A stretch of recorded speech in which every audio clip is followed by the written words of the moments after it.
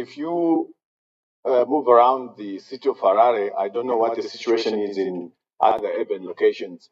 A lot of these people on the streets, a lot of them are young children, and they are doing drugs, they are begging.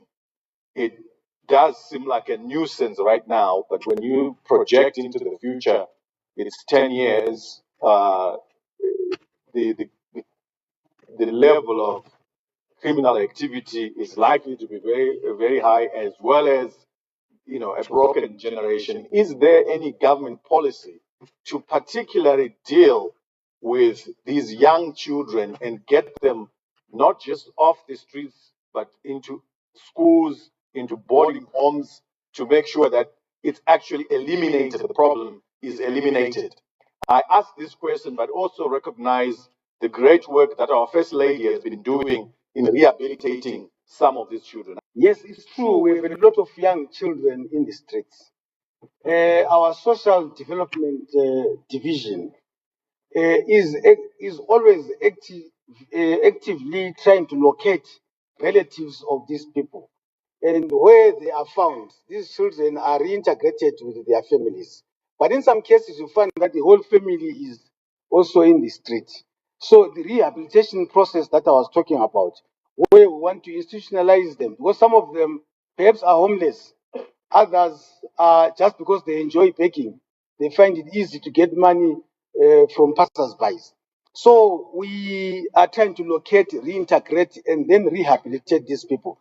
But then we need a lot of resources to do that.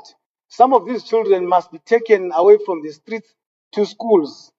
There are others that the First Lady took, and I think it's in the area of Chipinge, who are currently housed. And I think they are doing very well.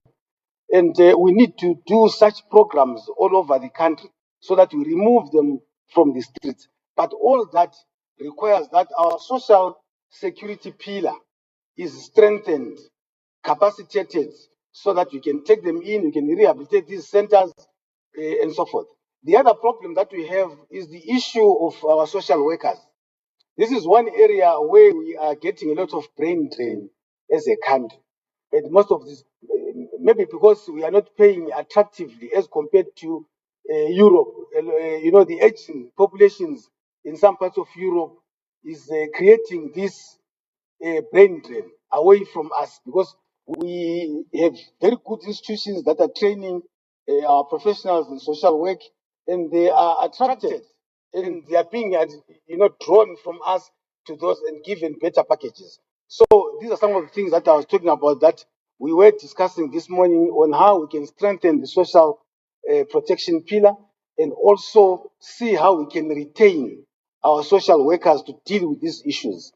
There is a small allowance that is given, a retention allowance that is given to social development officers, but then it is not sufficient enough and not strong enough a motivation for them to stay on.